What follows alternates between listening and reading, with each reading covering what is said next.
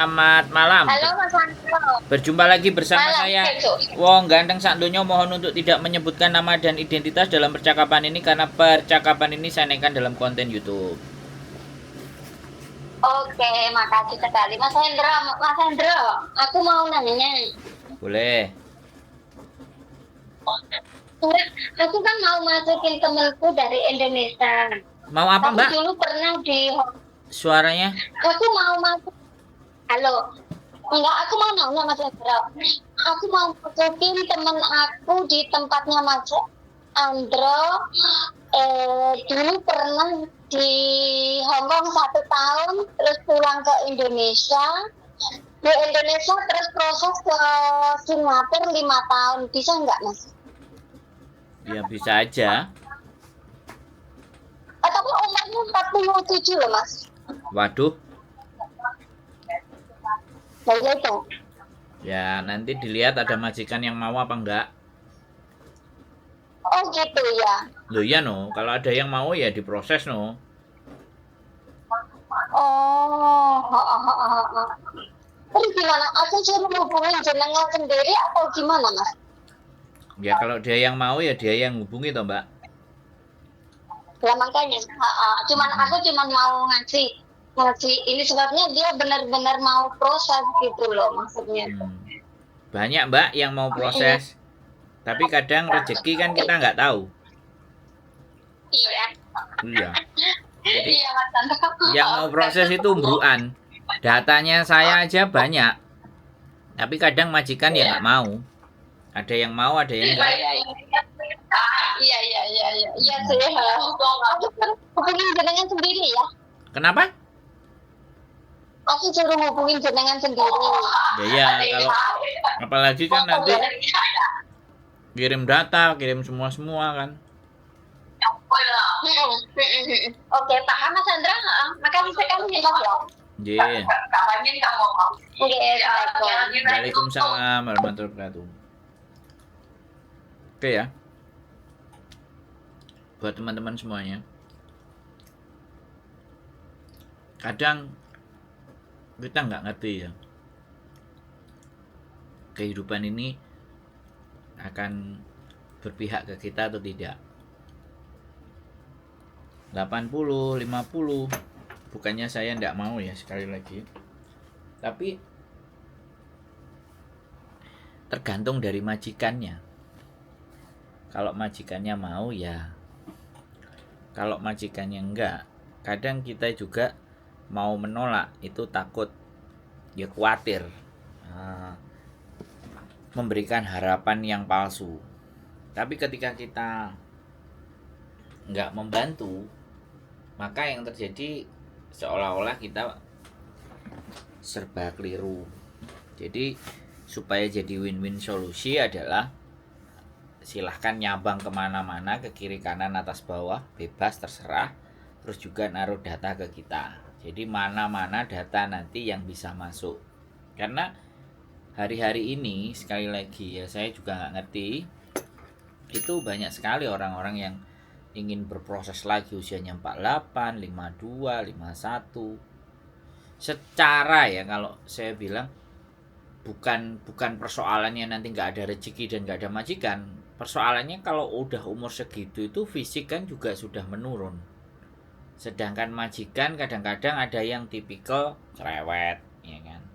Ada tipikal yang mau satset cepet. Nah, mbak-mbak yang sudah di usia ke situ kan mau tidak mau badannya bisa terasa capek ya. Kalau mbaknya mau dan mengerti bagaimana cara merawat tubuh, terus mengkonsumsi vitamin agar fisiknya tidak gampang drop. Jadi kadang-kadang yang kita khawatirkan adalah sudah tua itu terlalu cara berpikirnya itu nggak kayak anak muda yang masih bisa punya inisiatif. Ya saya nggak mendiskreditkan orang tua ya, bukan itu kan, kita ambil general secara umum aja. Jadi kalau orang sudah usianya agak mendekati lanjut atau mendekati menopause, usia menopause itu di rentan 48 sampai 52. Itu menopause itu pasti kesensitifan dari cara berpikir, kesenggol, gampang perasaan, itulah yang menjadikan kendala, ya kan? Yang menjadikan secara faktor psikologis, bukan bukan fisik. Kalau fisik kan cuman lemah, tapi kalau faktor psikologis ini loh, terus gampang perasa, ya kan? Diperlakukan majikan yang seperti ini dan seperti itu, gitu kan? Dan apalagi kalau tadi ceritanya di Hongkongnya baru setahun. Wong di Hongkong 19 tahun aja belum tentu bisa menyesuaikan dengan majikan. Kemarin ada 19 tahun. Itu cuman 1 bulan 2 minggu. Jadi kembali lagi dipikirkan ulang. Kalau wis tekad itu ya sudah. Nanti takutnya nanti begitu tekad 2-3 minggu masih ada juga loh yang cerita ke saya, ngeluh, saya kok kena mental, kok kayak gini. Iya nggak apa-apa, ceritanya memang ke kita, ceritanya aja ke sini daripada nanti cerita ke keluarga. Cerita ke keluarga kalian pasti akan disuruh pulang dan tidak ada solusi menurut kalian, kembali ke keluarga. Tapi kalau ceritanya sama saya kan berbeda, karena saya memahami, menjadi teman untuk berbicara dan teman untuk ngobrol, untuk diskusi itu nggak semua orang bisa. Bahkan meluangkan waktu seperti ini untuk berbicara, untuk memahami, untuk aku ini ada masalah ini, boleh nggak kasih masukan kayak gitu, boleh nggak kita diskusi ngobrol gitu. Hari-hari ini kan terkadang teman pun juga tidak memberikan garansi atau jaminan. Bahkan saya pun sebenarnya juga tidak ada garansi dan jaminan pasti bisa membantu. Tapi setidaknya itu teman ngobrol. Seperti judul di tagline thumbnail saya adalah kita adalah teman ngobrol. Karena ketika kita sudah ngobrol, kita dapat insight, kita dapat masukan, ya kan? Karena teman-teman di sini itu semuanya berfokusnya hanya pada pekerjaan, rutinitas, sehari-hari.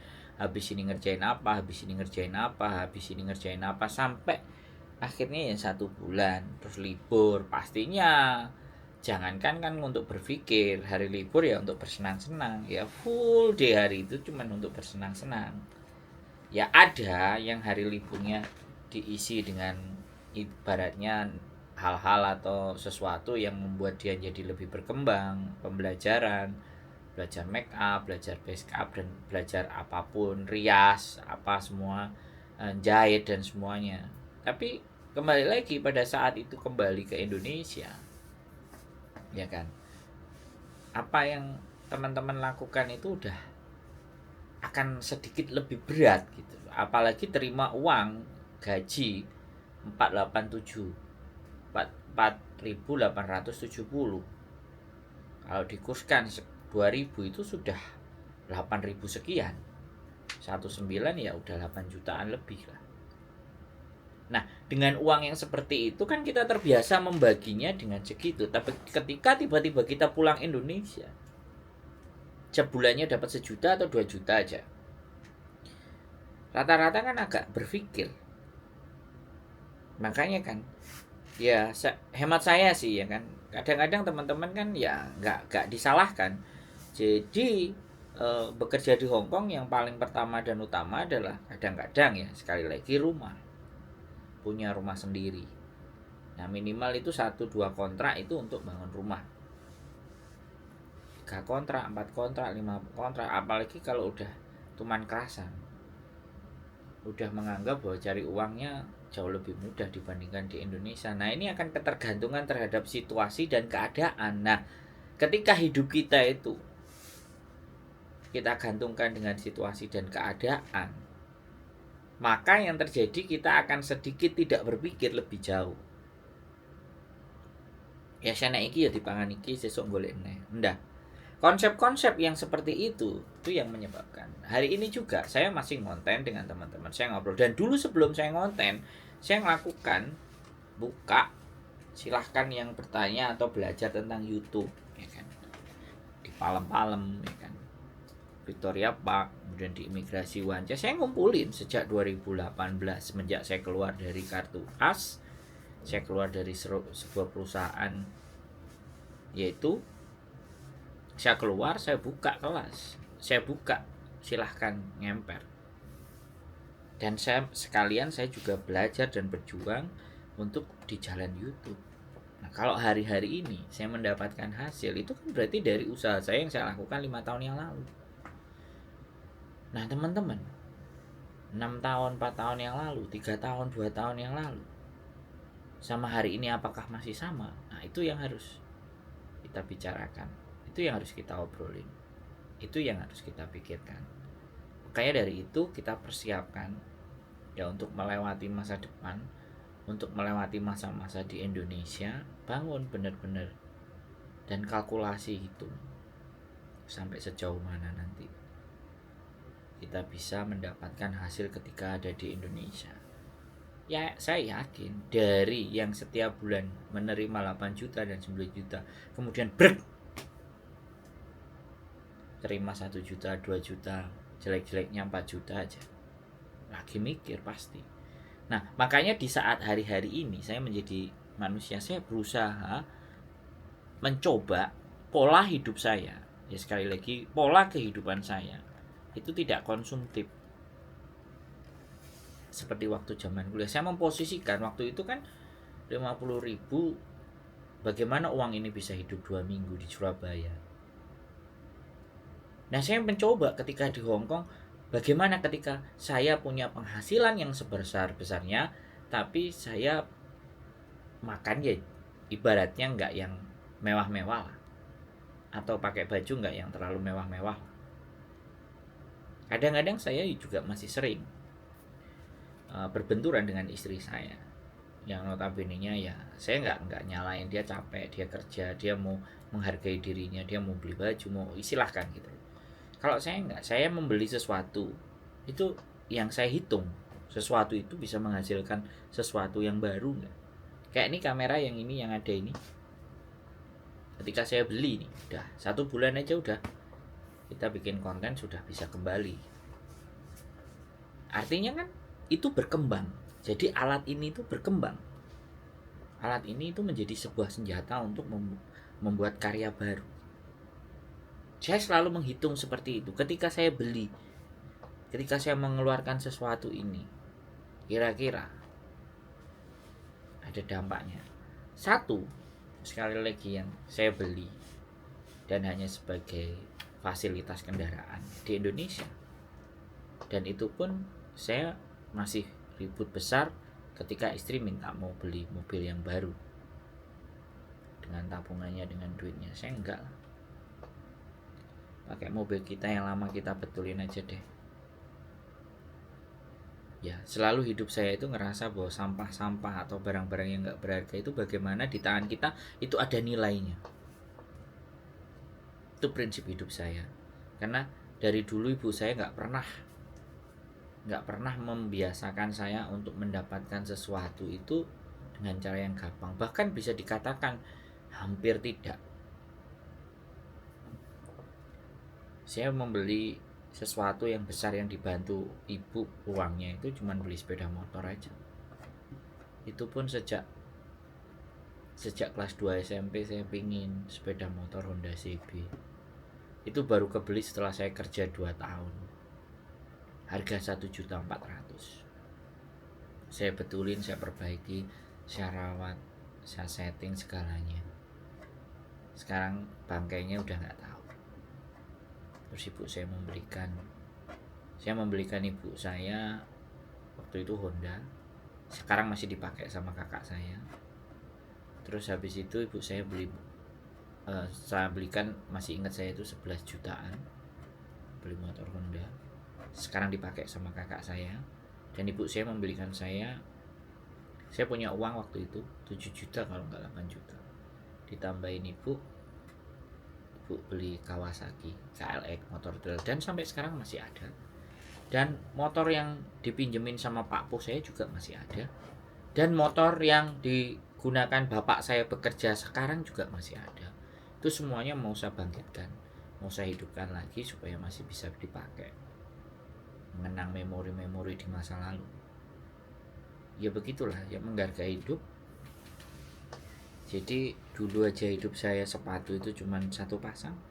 Sekarang sepatu banyak sekali, 4 pasang sampai 5 pasang. Saya nggak ngerti juga istri saya. Yang beliin semuanya ya istri saya. apapun saya kalau minta sama istri saya. Tapi kalau urusan bisnis dan wirausaha, saya akan berjuang sendiri.